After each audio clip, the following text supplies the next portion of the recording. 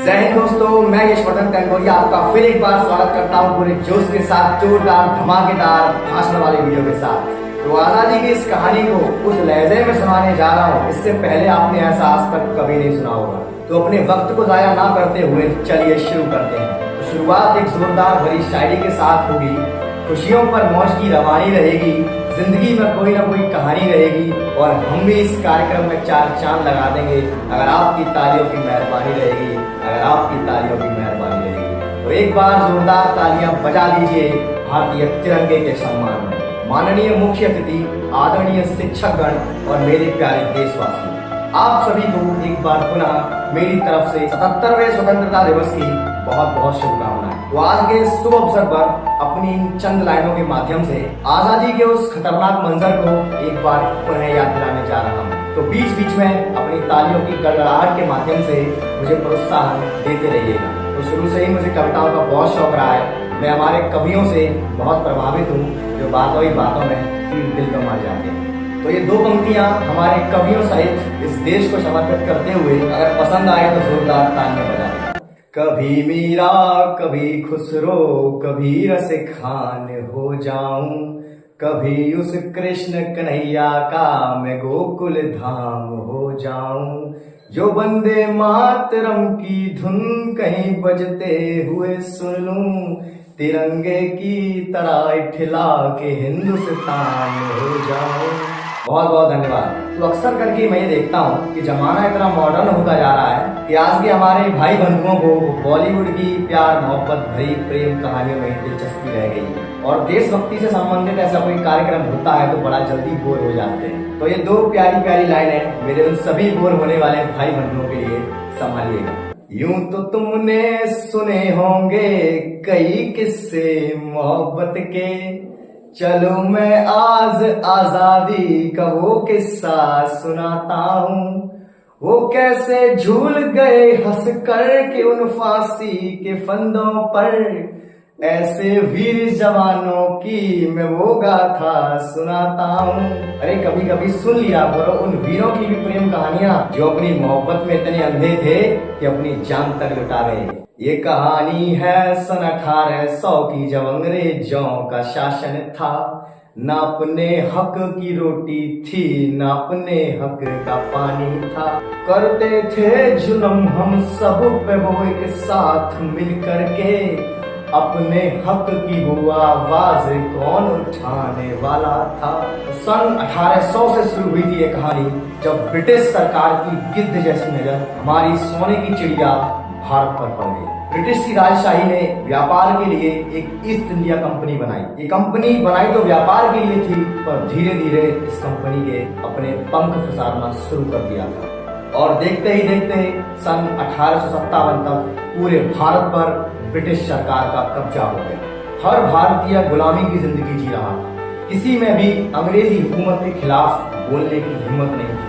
इसके बाद 29 मार्च 1857 को एक घटना घटी जिसने अंग्रेजों के खिलाफ विद्रोह की पहली चिंगारी को पैदा कर दिया। उस शख्सियत का नाम था मंगल पांडे। तो ये दो पंक्तियां उनको समर्पित करता हूँ। फिर इस देश के मंगल के लिए कूदे थे वो मंगल, जिन्होंने आग आजादी की सीने में जगाई थी। पसरा था सन्नाटा उस अंधेरे काले जंगल में, जब एक शख्स ने उम्मीदों की वो मशाल जलाई थी। मंगल पांडे के इस विद्रोह से अंग्रेज आग बबूला हो गए और उन्हें फांसी पर चढ़ा दिया गया। लेकिन शायद उनको नहीं पता था कि अब क्या होने वाला है। तो ये दो लाइनें पेश कर रहा हूँ, संभालिएगा। चढ़ा के फांसी पर हमारे देश के नायक को, सोचा एक को मार करके हमने डरा दिया सबको। क्या पता था उन मूर्खों को अब सब में रवानी है, ये तो बस एक ट्रेलर था, बाकी पूरी कहानी है। फिर ये सिलसिला यूं ही कहाँ रुकने वाला था। आग तो लग चुकी थी और ये आग पहुंची एक ऐसी शख्सियत के पास जिसने महज 23 साल की उम्र में ही अंग्रेजों को छक्के छुड़ा दिए थे। ये दो पंक्तियां संभालिएगा। फिर हो गया आगाज उस नारी की शक्ति का, जिसने उड़ा दिया खरपच्चा अंग्रेजों की खोपड़ी का। चमक उठी सन 57, वो तलवार पुरानी थी, खूब लड़ी मर्दानी, वो तो झांसी वाली रानी थी। फिर वर्ष 1885 में आजादी की लड़ाई में एक अहम पड़ाव आया, जब देश में एक राजनीतिक इकाई का गठन हुआ और उस इकाई का नाम था भारतीय राष्ट्रीय कांग्रेस। इसके बाद हिंदुस्तान में 20वीं सदी का आरंभ स्वदेशी आंदोलन के साथ हुआ और इस आंदोलन की शुरुआत भी बंगाल से ही हुई। तो इन दो लाइनों के माध्यम से बताना चाहूंगा, साल 1900 में हुआ स्वदेशी आंदोलन, जब टाटा गंगाधर ने ये आवाज उठाई थी, निकाल कर फेंक दो अपने घरों से विलायत की चीजों को, तुम अपने देश को अपनाओ, तुम अपने वेश को अपनाओ।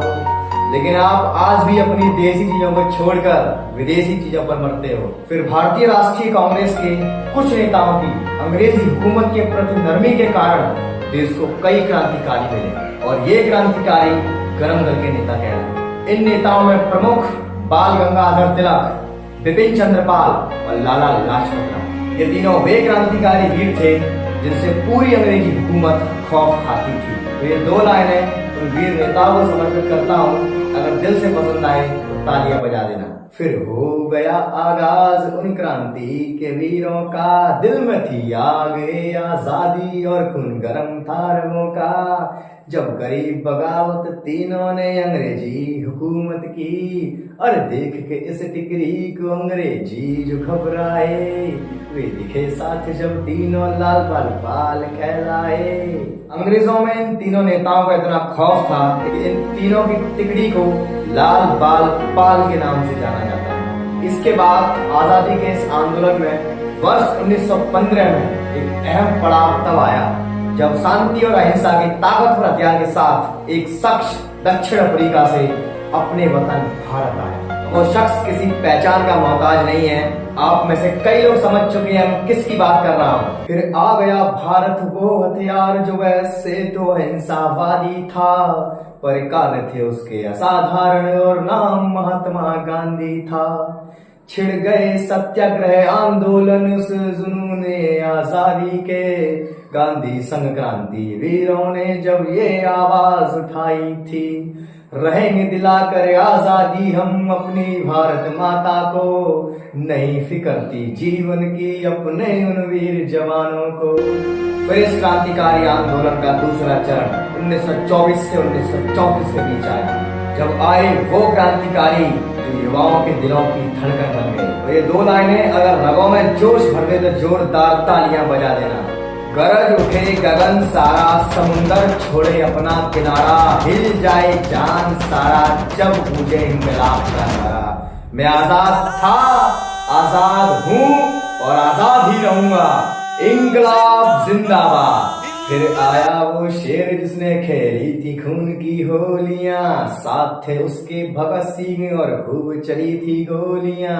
तो आप समझ चुके हैं मैं किसकी बात कर रहा हूँ। और उस शख्स का नाम था चंद्रशेखर आजाद और उसकी टोली में शामिल थे भगत सिंह, बिस्मिल, सुखदेव और राजगुरु। इन सभी के डर से अंग्रेजों की बोलती बंद रहती थी। तो अंग्रेजों ने अपनी मौत के डर से उनको पकड़ लिया और दे दिया ऑर्डर फांसी पर उन चारों को चढ़ाने का, मौत के डर को अपने दिल से कुछ यूं दूर भगाने का।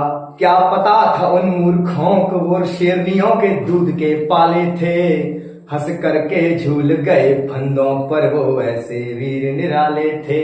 और अपने देश के लिए भरी जवानी में वो वीर हंसते हंसते शहीद हो गए। आजादी चरम पर थी, फिर हुई एक ऐसी घटना जिसने सबका दिल दहला दिया। इन दो लाइनों में बयां करना चाहूंगा। फिर जलियांवाला बाग ये देखो जहां चली थी गोलियां, ये मत पूछो किसने खेली यहाँ खून की होलियां। एक तरफ थी बंदूकें और एक तरफ थी टोलियां, मरने वाले बोल रहे थे इंकलाब की बोलियां। वो दिन सभी भारतीयों के लिए बहुत काला दिन था, जिसमें एक बड़ी तादाद में बहुत से बेगुनाह लोगों ने अपनी जानें गंवाई थी। फिर आए वो शख्स जिनके बिना आजादी का ये किस्सा एकदम अधूरा है। तुम मुझे खून दो मैं तुम्हें आजादी दूंगा, one and only Subhash Chandra Bose, जिन्होंने अपने पराक्रम के बल पर अंग्रेजों को धूल चटाई थी। इतने क्रांतिकारियों के विद्रोह के बाद, सैकड़ों आंदोलनों के बाद धीरे धीरे फिर अंग्रेजी हुकूमत ने भी भारत को आजाद करने का मन बना लिया था। फिर आ गया वो दिन भारत माँ को स्वराज दिलाने का, सन 1947 को कुछ यूं खास बनाने का। रंग लाई वो मेहनत अपने उन वीर सपूतों की, मिल ही गई आजादी पूरे फक्र से हमको जीने की। आज हम सब खुली हवा में सांस ले रहे हैं, तो भूल न जाना वो संघर्ष उन वीरों के बलिदानों को। आओ झुककर नमन करें उन क्रांतिकारी जवानों को। मुझे पता है अभी ऐसे बहुत से महान क्रांतिकारी रह गए हैं जिनके नाम इस वीडियो में नहीं ले पाया हूँ, तो एक बार पुनः आइए उन सबको नमन करते हैं जिनके नाम इस वीडियो में नहीं आ पाए। आओ झुककर नमन करें उनको जिनके हिस्से में ये मुकाम आता है। आओ झुककर नमन करें उनको जिनके हिस्से में ये मुकाम आता है। बड़ा खुशनसीब होता है वो खून जो देश के काम आता है। इसी के साथ मैं यशवर्धन टैगोरिया अपनी वाणी को विराम देता हूँ। अगर ये वीडियो आपको दिल से पसंद आई हो तो नीचे कमेंट बॉक्स छाप देना जय हिंद के सम्मान में। और एक सच्चे देशभक्त होने के नाते इस वीडियो को जन जन तक पहुंचाना आपका काम है। लेकिन मेरी आप सभी लोगों से एक हाथ जोड़कर अपील है, क्या पूरा करोगे? अगर सच्चे देशभक्त हो तो इतनी ज्यादा इस वीडियो को शेयर करो कि पहुंचा दो यूट्यूब पे ट्रेंडिंग में, और सबको ये बता दो कि ट्रेंड